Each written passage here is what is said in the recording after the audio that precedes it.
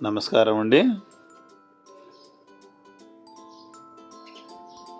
తాళపత్ర నిధి గురించి ఇంకా కొన్ని విషయాలు తెలుసుకుందాము.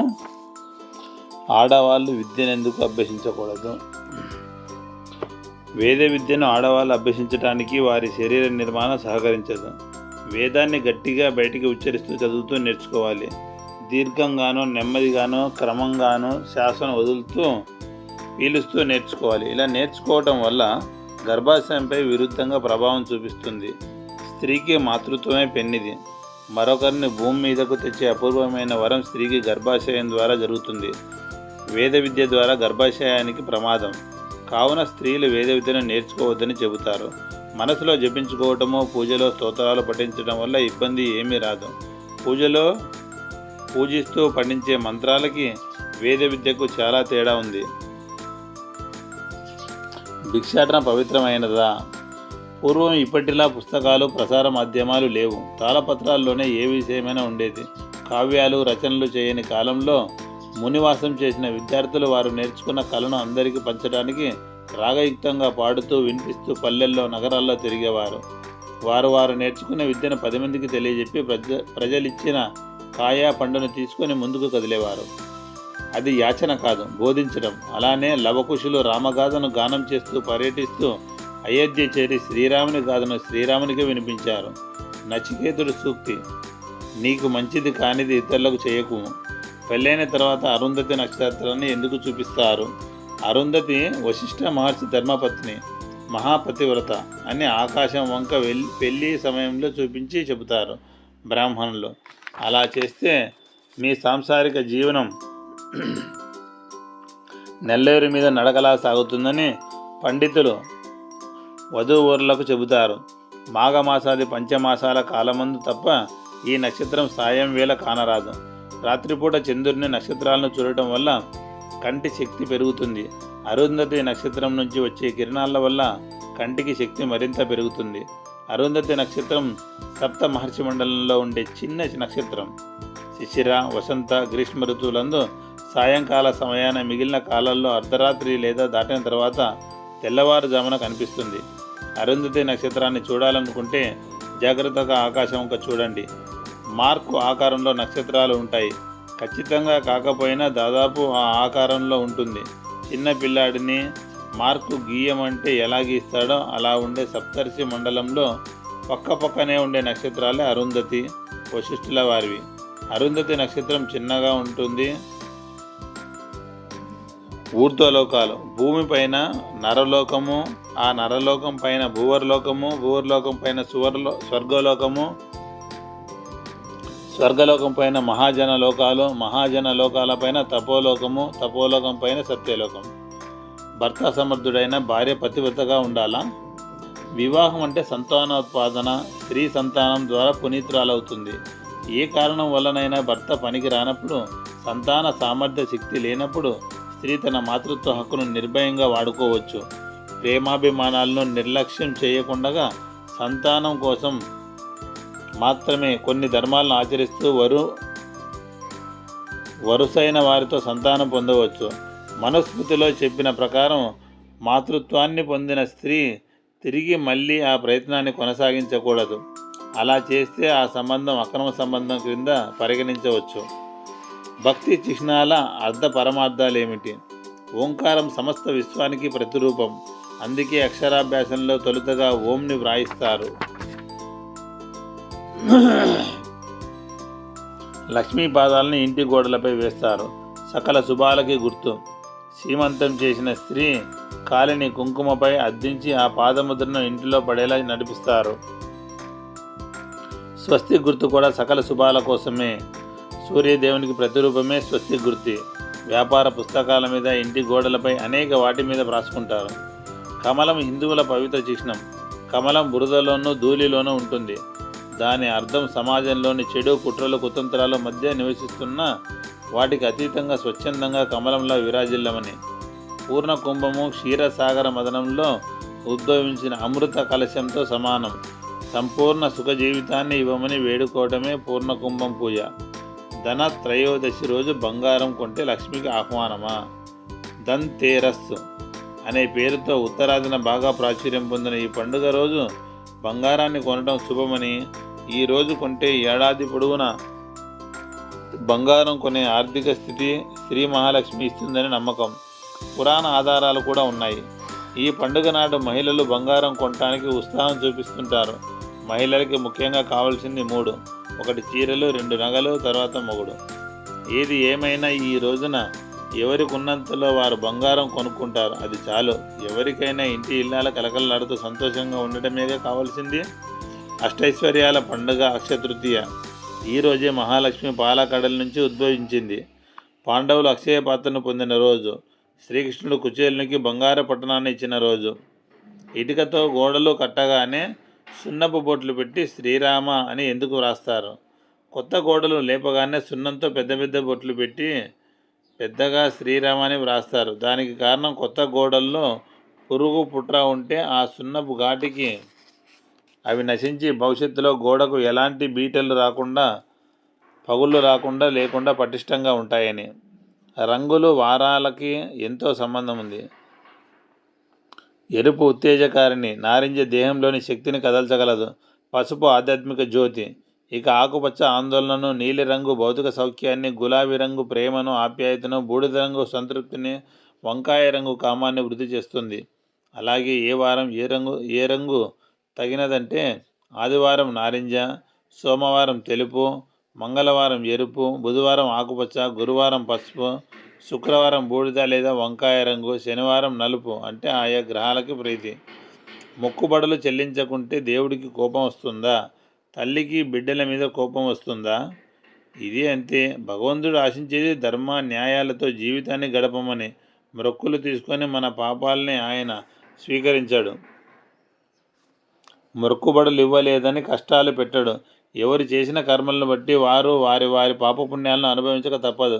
కష్టం వస్తే భగవంతుడికి మొక్కుకొని తీరిన తర్వాత మర్చిపోయిన వారికి మళ్ళీ కష్టంలో ఆ మొక్కు గుర్తుకు వచ్చి కుటుంబ సమేతంగా ఆ మొక్కు తెచ్చుకుంటారు. భగవంతుడు ఎప్పుడు మాట మీద, సత్యం మీద నిలిచి ఉండమంటాడు. దాన్ని మీరితే అది మీ సమస్య, ఆయన సమస్య కాదు. శుభకార్యాల్లో ఆడవాళ్ళ గొంతుకి గంధం రాసేది ఎందుకు? స్త్రీ, భర్త, ఇంటిలోని వారితో పాటు చుట్టాలు, స్నేహితులు ఇలా ఎందరిని అభిమానంతో పలకరించాలి. భర్త, అత్త, మామ వంటి వారితో ఎంతో అభిమానంగా మాట్లాడాల్సి వచ్చినప్పుడు సరళంగా, సౌమ్యంగా మాట్లాడాలి. గంధం మెడకు వ్రాయటం ద్వారా గొంతు సరళంగా వస్తుంది. సున్నితంగా, సరళంగా, తీయగా మాట్లాడటం వల్ల ఆమెపై గౌరవాభిమానాలు పెరుగుతాయి. ఒక్కోసారి చెప్పే విషయం వినయంగా, వినమ్రతగా ఉన్న మాట గట్టిగా, కఠినంగా ఉంటే తమను ఎదిరించేలా మాట్లాడుతుందని అనుకునే ప్రమాదం ఉంది. స్త్రీ రూపానికి తగ్గట్టు స్వరము ఉండాలని రాస్తారు. గంధం శుభానికి సూచన కూడా. పూజలో కొబ్బరికాయ కుళ్ళితే మంచిదా? పూజలో కొట్టిన కాయ కుళ్ళితే దోషమేమీ కాదు. తెలిసి చేసిన పని కాదు. దేవాలయాల్లో కొట్టే కాయ కుళ్ళితే వెంటనే నీళ్లతో శుభ్రం చేసి మళ్ళీ మంత్రోచ్చారణ చేసి మళ్ళీ స్వామిని అలంకరిస్తారు. అనగా కుళ్ళిన కాయ దోషమే కానీ ఇచ్చిన వ్యక్తికి సంబంధించినది కాదు. ఇంట్లో పూజ చేసేటప్పుడు కుళ్ళితే తీసేసి కాళ్ళు, చేతులు, ముఖము, పూజా మందిరాన్ని శుభ్రం చేసి మళ్ళీ పూజ చేయటం మంచిది. అదే వాహనాలకు కొట్టే కాయ కుళ్ళితే అంత దిష్టి పోయినట్టే. అయినా మళ్ళీ వాహనం కడిగి మళ్ళీ కాయ కొట్టాల్సిందే. మనసులో అనుమానం ఉంచుకునే కంటే మళ్ళీ చేయడం మంచిది. పిల్లలు గెంతుతూ ఆడుతుంటే భూదేవికి కోపం వస్తుందని ఎందుకు అంటారు? పిల్లలు అలా నిరంతరం గెంతుతూ ఆడుతుంటే మగపిల్లలకి వరిబీజం లాంటివి వస్తాయి. ఆడపిల్లలకి స్త్రీ సంబంధిత అనేక సమస్యలు ఉంటాయి. అవి వెనక ముందు రాకుండా సరైన సమయంలోనే రావటానికి పెద్దలు పిల్లల్ని గెంతుతూ ఆడుకుంటే భూదేవికి కోపం వస్తుందని చెప్పి మాన్పిస్తారు. రుద్రాక్ష. ఏకముఖి రుద్రాక్ష పరమశివునికి ప్రతీక. ద్విముఖి రుద్రాక్ష ఓం నమః అని జపించి ధరించవలను. దేవతా స్వరూపం. త్రిముఖి రుద్రాక్ష అగ్నిదేవుడి స్వరూపం. చతుర్ముఖి రుద్రాక్ష బ్రహ్మదేవుడి ప్రతీక. పంచముఖి రుద్రాక్ష మహామృత్యుంజ్వాల అనగా కాలాగ్ని స్వరూపిణి. షణ్ముఖి రుద్రాక్ష కార్తికేయుని ప్రతీక. సప్తముఖి రుద్రాక్ష సప్తస్వరాలు. అష్టముఖి రుద్రాక్ష మహాగణపతి. నవముఖి రుద్రాక్ష కనకదుర్గ. దశముఖి రుద్రాక్ష శ్రీ మహావిష్ణు స్వరూపం. ఏకాదశ ముఖి రుద్రాక్ష మహేంద్రుడి ప్రతిరూపం. ద్వాదశముఖి రుద్రాక్ష ఇంద్రునికి ప్రతీక. చతుర్దశముఖి రుద్రాక్ష చిరంజీవి హనుమకి ప్రతిరూపం. 22 ముఖాల రుద్రాక్షలు దొరుకుతాయని అంటారు. ఏ రుద్రాక్ష ధరించినా గంగా జలంతో శుద్ధి చేసి సంబంధిత మంత్ర జపం చేసి సోమవారం ప్రాతకాలంలో ధరించండి. అంబరీషుడి సూక్తి. ఆద్యాంతముల యందు భగవంతుడున్నాడని గ్రహింపుము. శంఖములో పోస్తేనే తీర్థమా? శంఖాల్లో దక్షిణావర్త శంఖం శ్రేష్టమైనది. శంఖం లక్ష్మీ స్వరూపం. శంఖం కాల్షియంకు సంబంధించినది. దాని ద్వారా తీర్థమును పుచ్చుకుంటే అనేక వ్యాధులు మటుమాయం అవుతాయి. అలాగే భగవంతునికి తీర్థ పూజ చేయుటకు అభిషేకించుటకు లక్ష్మికే అధికారం. కావున శంఖం ద్వారానే తీర్థం అభిషేకం చేస్తారు. అవసాన దశలో తులసి తీర్థం ఎందుకు పోస్తారు? తులసి మహోన్నతమైన పవిత్రతతో పాటు అనేక వందల అనారోగ్యాలను మటుమాయం చేస్తుంది. తులసికి దోషం లేదు. ఈ తులసిని అమావాస్య, అష్టమి, ద్వాదశి, మంగళ, శుక్రవారములందు కోయకూడదు. తలపై ధరించకూడదు. విష్ణు పాదాల చెంత ఉండాల్సిన ఈ తులసిలో ఎంతో శక్తి ఉంది. కావున అవసాన దశలో తులసి తీర్థం పోస్తారు. తద్వారా జీవి శరీరంలో వేడి రగల్చి శరీరం చల్లబడకుండా చేసి మరింత కాలం బ్రతికే అవకాశం ఎక్కువగా ఉంది. అందుకే తులసి తీర్థం పోస్తారు. తీర్థాన్ని 3 సార్లు తీసుకుంటారు ఎందుకు? తొలి తీర్థం శరీర శుచికి, రెండవ తీర్థము ధర్మ న్యాయ ప్రవర్తనకు, మూడవ తీర్థం పవిత్రమైన పరమేశ్వరుని పరమపదం కొరకు. తీర్థమంత్రం. అకాల మృత్యుహరణం, సర్వవ్యాధి నివారణం, సమస్త పాపశమనం, విష్ణు పాదోదకం శుభం. తిరుమల పాప నాశనమందు స్నానం చేస్తే తెలిసి చేసినా తెలియక చేసినా సమస్త పాపములు పక్షతాపంతో 3 రోజులు స్నానమాచరించిన సమస్త దోషాలు పాపాలు పోతాయని శ్రీ వెంకటేశ్వర మహత్యంలో ఉంది. చిత్తా నక్షత్రాన చైత్ర పౌర్ణమి ఉదయం ఆకాశగంగలో స్నానమాచరించిన నీటితో కడిగిన మురికిలా పాపాలు పోతాయి. ఏ సమయాల్లో ఏ దేవుణ్ణి పూజించాలి?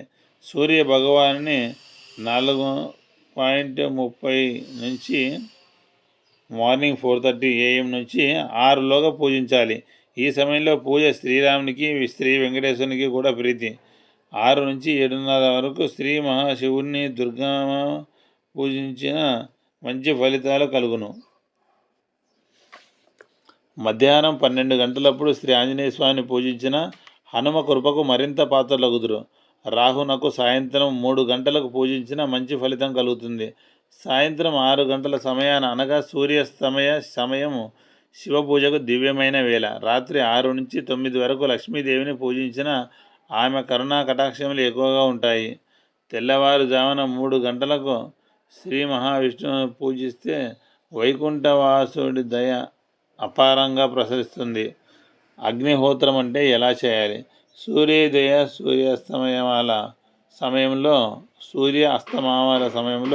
రాగి పత్రలు, ఆవు పేడ, పిడకలు, జిల్లేడు, మోదుగ, చండ్ర, దర్భ, గరిక లాంటి వృక్షాలు కట్టెలను వేసి అగ్ని వెలిగించి మంత్ర జపాన్ని చేయాలి. ఆవు నెయ్యి, గోధుమ రంగు గల అన్నమును అవిష్టుగా అగ్నిదేవునికి అర్పించాలి. మంత్ర శబ్దములు, రాగి పాత్ర నుంచి వచ్చే హోమధూమం వల్ల చుట్టూ వాతావరణం పవిత్రంగా మారిపోతుంది.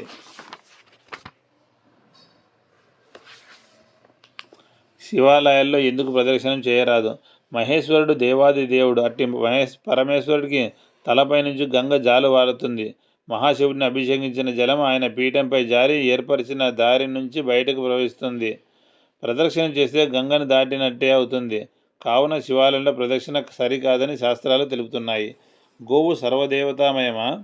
గోక్షీరము, దధి, ఘృత, మల, మూత్రములు ఆవు నుంచి వచ్చే ఇవి పంచగవ్యములు. గో మూత్రమందు వరుణదేవుడు, గోమయమునందు అగ్నిదేవుడు, గో ఘృతమందు సూర్యభగవానుడు, గో దధి ఎందు వాయుదేవుడు, గోక్షీరమందు చంద్రుడు ఉంటారు. అందుకే గోవు పూజింపదగ్గది, పవిత్రమైనది, సర్వదేవతా స్థానం. పతంజలి మహర్షి సూక్తి. జనవాక్యము భగవద్వాక్యమేనని తలంపము. ఆయుష్ను హరించే 6 దుష్టగుణాలు ఏమిటి? అహంకారము, నలుగురితో గొడవలు, వివాదాలు, పిల్లికి బిచ్చం పెట్టకపోవడము, కోప మనస్తత్వము, నమ్మిన తనవాన్నే మోసం చేసి తన పబ్బం గడుపుకునే మిత్రద్రోహి తత్వము. వీటి వల్ల మనిషి దీర్ఘాయువు తెలియకుండానే తగ్గిపోతుంది. ఎడమ చేతి వేలికే ఉంగరాన్ని ఎందుకు పెట్టుకోవాలి? ఎడమ చేతి వేలికి మెదడులోని రక్తనాళాలకు అవినాభావ సంబంధం ఉంది. ఎడమ వేలికి ధరించడం వల్ల మెదడు చైతన్యవంతమై ఉత్సాహంగా మనల్ని నడిపిస్తుంది.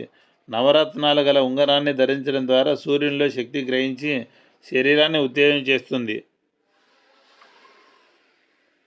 ఓం శాంతి శాంతి శాంతి అనగా మొదటి శాంతి అనగానే మనకి మన వారికి దుఃఖ బాధలు తొలగాలని, రెండవసారి శాంతి అనగానే మన చుట్టూ ఉన్న సమస్త ప్రాణికోటి సుఖంగా ఉండాలని, మూడవ శాంతి అనగానే ప్రకృతి పరంగా గ్రహాల పరంగా ఏ ఉపద్రవాలు భూమండలాన్ని తాకవద్దని కోరుకోవటం. మొగలి పువ్వు ఏ పూజకైనా ఎందుకని నిషిద్ధం. బ్రహ్మదేవుడి కోసం అబద్ధాన్ని చెప్పింది మొగలి పువ్వు. దానితో మహాశివుడు పూజకు పనికిరావని శాపం ఇచ్చాడు. అది పురాణ గాథ. దానితో పాటు మొగలి పువ్వు అనే పూల వల్లే ఆహ్లాదాన్ని అనుకూలమైన శక్తిని ఇవ్వదు. పూలకున్న సహజ తత్వానికి విరుద్ధంగా వ్యతిరేక శక్తిని వెదజల్లుతుంది. దానివల్ల పరిసరాల్లో పూజా సంబంధిత ప్రభావాన్ని హరిస్తుంది. కావున మొగలి పువ్వును పూజలో వాడరాదు. కారము ఉప్పు ఎంత శత్రువులు. ఈ రెంటిని మితానికి మించి తీసుకోవటం వల్ల తమోగుణం పెరుగుతుంది. దానితో బ్రహ్మచర్యం భంగమవుతుంది. కారం వల్ల రజోగుణం అధికమవుతుంది. నిర్మలత్వానికి ప్రశాంత చిత్తానికి అవరోధం కలుగుతుంది. మిరియాలు వాడటం వల్ల రుచితో పాటు రజో తమో గుణాలు తగు మోతాదులో ఉండి సరైన దారిలో ప్రయాణించేలా చేస్తాయి. రోజుకి 2 సార్లే భోజనం ఎందుకు చేయాలి? చిన్నతనంలోనూ వయసులోనూ ఇంకోసారి భోజనం చేయవచ్చు. 30 దాటిన తర్వాత 3 పూటల ఆహారం వల్ల అన్ని విధాలుగా అనర్థమే. ఒక పూట మాత్రమే తిండి మలబద్ధకం వస్తుంది. సంసార బంధం లేని వారు ఒక్క పూటే తినాలి, 2 పూటలా తినరాదు. మరో పూట పళ్ళనే తీసుకోవాలి. సంసారి మాత్రమే రోజు 2 పూటల భోజనం చేయాలి. మనిషిని రాక్షసునిగా చేసేవి ఏవి? ధర్మార్థాలతో జీవితాన్ని సాగిస్తున్న వ్యక్తి జూతము, మద్యము, మగువ వంటి వ్యసనాల పాలవుతే అతనిలో ధర్మ సత్య గుణం నశించి ఎన్ని అబద్ధాలైనా మరిన్ని నీచ కార్యాలైనా చేయడానికి ఎట్టి స్థితిలోనూ సందేహించాడు.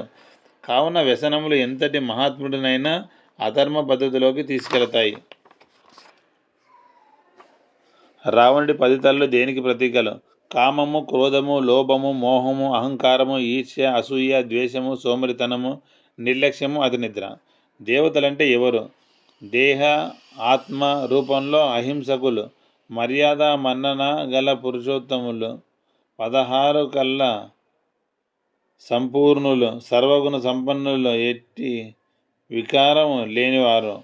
ఈ 5 లక్షణాలు గలవారు దేవతలు. అసత్య దోషం ఎంతో తెలుసా? సత్యం 100 అశ్వమేధాలంత గొప్పది. అసత్య దోషానికి ఋషులు మహర్షులు కూడా భయకంపితులవుతారు.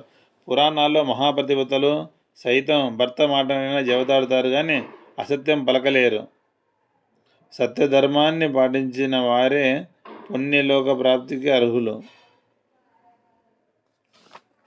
సోదర సమానురాలిగా వద్ద కూడా ఏకాంతంగా ఉండరాదు. ఇంద్రియాలు బహుశక్తివంతమైనవి. వావి వరుసలను కూడా మరిచిపోయేలా చేస్తాయి. వదిన, మరదలు, సోదర సమానుల సహచర్యం ఇట్టివారి స్పర్శ వలన కూడా ఇంద్రియాలు సడలుతాయి.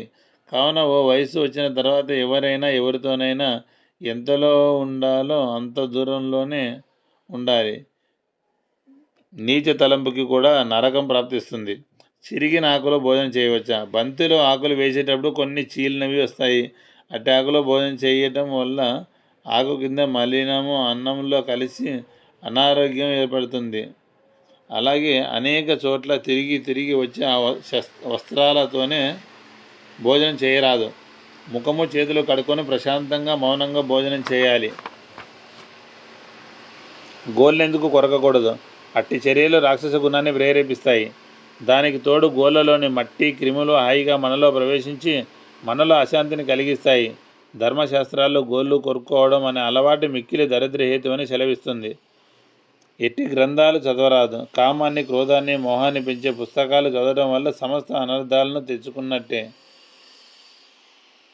శృంగార కావ్యాలు చదవడం వల్ల మర్యాద, సిగ్గు వదిలి స్త్రీ సాంగత్యం కోసం చేయరాని పనులు చేయాల్సి వస్తుంది. అలాంటి ప్రవర్తన ద్వారా వచ్చేది అవమానము, తలవంపులే. దానితో మనిషి ప్రవర్తన మారి నేరస్తుడవుతాడు. క్రోధ మదాల సాహిత్యం చదవటం వల్ల మిత్రులు శత్రువులవుతారు, అయినా వారు దూరం అవుతారు. మంచి విషయాలు మాట్లాడుకుంటే మనసు మంచిగా ఉంటుంది, మంచిగా ఆలోచిస్తుంది, మంచి జరుగుతుంది. తొలి ఏకాదశికి ఎందుకు అంత ప్రశస్తి? ఆషాఢ శుక్ల ఏకాదశిని తొలి ఏకాదశి అని అంటారు. ఈ తొలి ఏకాదశి నాడే శ్రీ మహావిష్ణువు యోగ నిద్రకు ఉపక్రమిస్తాడు. కార్తీక శుక్ల ఏకాదశి వరకు యోగ నిద్రలో ఉంటాడు శ్రీ మహావిష్ణువు. పిల్లలకి పేరెలా నిర్ణయించాలి? బిడ్డ పుట్టిన 11వ రోజు లేదా మరే మంచి రోజైనా శుభముహూర్తం చూసుకొని జాతక కర్మ చేయాలి. వారి వారి కులాచారం ప్రకారం అర్థం వచ్చేలా పేరు పెట్టుట వల్ల వారి ఆచారాలను, సంప్రదాయాలను గౌరవించే దిశగా ఎదుగుతారు బిడ్డలు. ఉదాహరణకు బ్రాహ్మణ బిడ్డకు శుభవాచన నామధేయము, వీరపుత్రునికి బలమైన వాచక నామం, వైశ్యునికి ధనవాచక నామధేయము పెట్టాలి. అప్పుడే మీ పూర్వవంశీయులు హర్షిస్తారు. బిడ్డ పుట్టిన 3 నెలలకి సూర్య దర్శనం చేయించాలి. 6వ నెలలో అన్నప్రాసన చేయాలి. థ్యాంక్ యూ అండి. నమస్కారం. సోహం.